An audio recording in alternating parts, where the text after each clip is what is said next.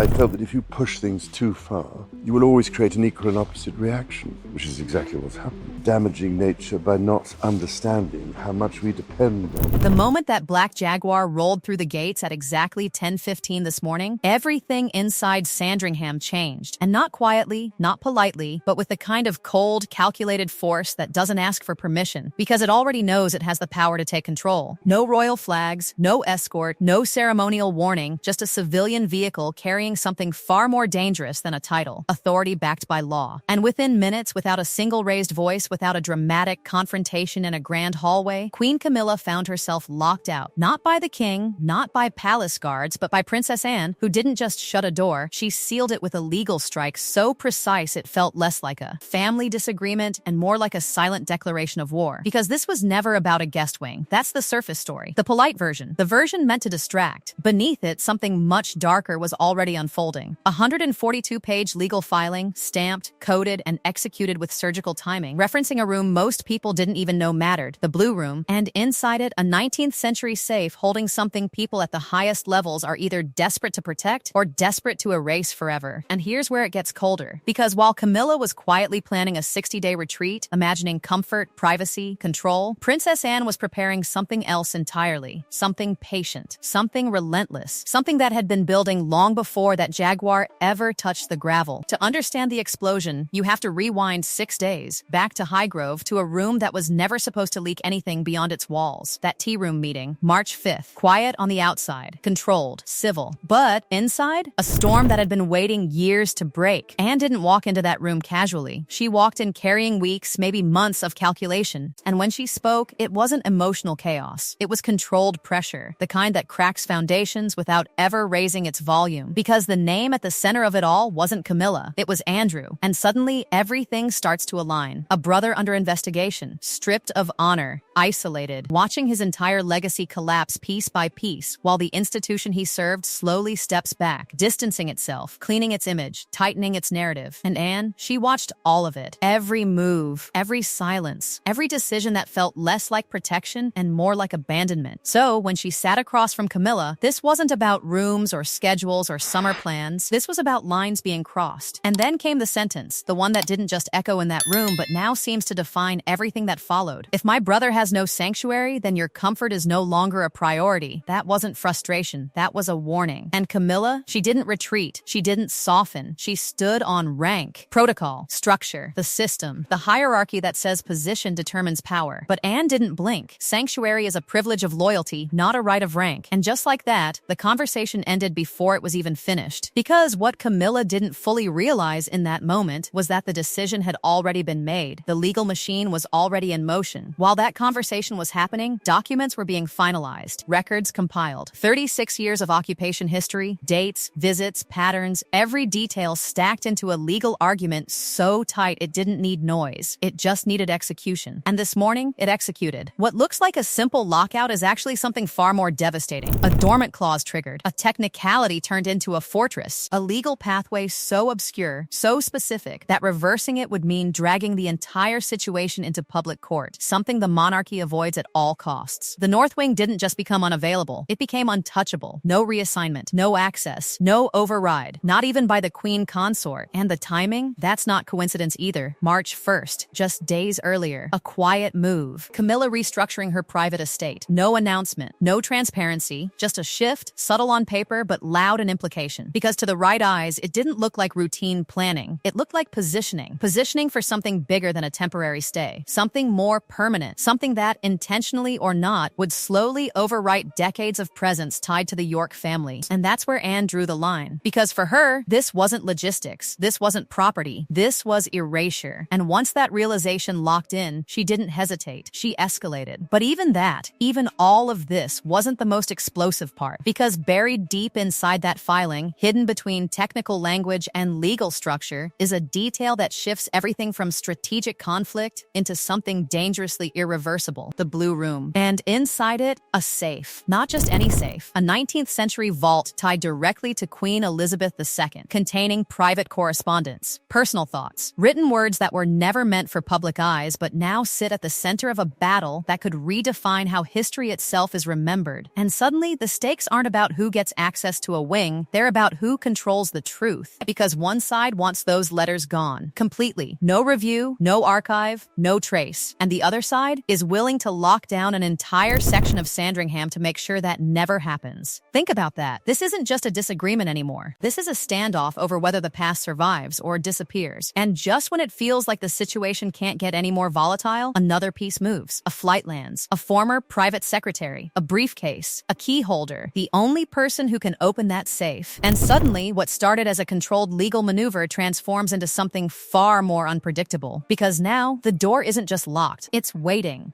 for the moment it will be opened. And when it does, whatever is inside won't just stay inside. It will ripple across the family, across the institution, across everything they've tried to keep contained. And the most chilling part, this is still unfolding right now. And as the tension thickens inside those walls, what happens next doesn't calm anything down. It detonates it further, because just when it seemed like this was a battle between two women locked in a silent, strategic war, the entire equation shifts in a way no one inside Sandringham can ignore anymore. Because at 1:45 in the afternoon, this stopped being personal. It stopped being about Anne versus Camilla. It became something much bigger. A vehicle crosses into the estate, not just any vehicle, armored, deliberate, carrying the kind of presence that doesn't ask questions because it already comes with answers. And when that door opens, everything changes in a single breath. The man stepping out isn't just another official. He is a bridge to the past, the former private secretary to Queen Elizabeth II, the one person who doesn't deal in speculation, doesn't rely on guesswork, because he knows. He was there. He handled the words. He understands what was written and why, but he doesn't arrive alone. And that's the detail that sends a shock through every corridor of Sandringham. He's accompanied by a senior Royal Archives official, carrying something rarely used, almost never invoked, a sovereign injunction under a protocol dating back to 1952. A mechanism so old, so buried in institutional memory, that most people don't even realize it still exists. But today, it does, and it's activated. And with that single move, the ground beneath both Anne and Camilla shifts instantly. Because the moment that injunction is recognized, the Blue Room is no longer a contested family space. It becomes something else entirely. A sovereign neutral zone. Untouchable, unreachable, off limits to everyone. No rank matters. Not queen consort, not princess royal, not even influence, history, or legal positioning. The moment the archives step in, the rules change completely. And just like that, both sides are pushed back, not defeated, not dismissed, but removed. And that's what makes it so brutal. Because Anne fought to lock it down. Camilla maneuvered to gain access. And now, neither of them can touch it. The safe, the letters, the truth, they are no longer in their hands. They belong to the state. And when that realization lands, the reaction splits sharply. Camilla's side, furious, controlled, but burning. Because being excluded isn't just inconvenient, it's humiliating. To be locked out of a decision that directly affects what she wanted gone, that's not just a loss of access, it's a loss of control. And completely different. Cold. Still. Almost as if she anticipated this exact move. As if she had already calculated that this moment might come and built her strategy to survive it. Because when she looks at the official presenting the injunction, she doesn't argue. She doesn't protest. She asks one question. Are you protecting the Queen's wishes or the King's hesitation? And in that question, everything is exposed. Because this isn't just about documents anymore. It's about intention. About whether those letters will be preserved because they matter or controlled because they are dangerous. And the answer she gets is final. Not emotional. Not defensive. Just definitive. This is now a matter of state. And from that moment on, the situation escalates into something almost unrecognizable. Because now it's not just legal teams and internal conflict. Now there's security. By 3:15, the Metropolitan Police's specialist protection units are positioned around the North Wing. Not casually, not symbolically, physically present. Establishing a perimeter that makes one thing absolutely clear. Whatever is inside that room is no longer just sensitive. It's critical. The doors are closed. The safe remains sealed. And somewhere inside that estate, that briefcase sits, holding the one thing that matters more than anything else right now. The combinations. And then, just when it feels like the situation has reached its peak, something happens that redefines the entire power structure in a single move. A call.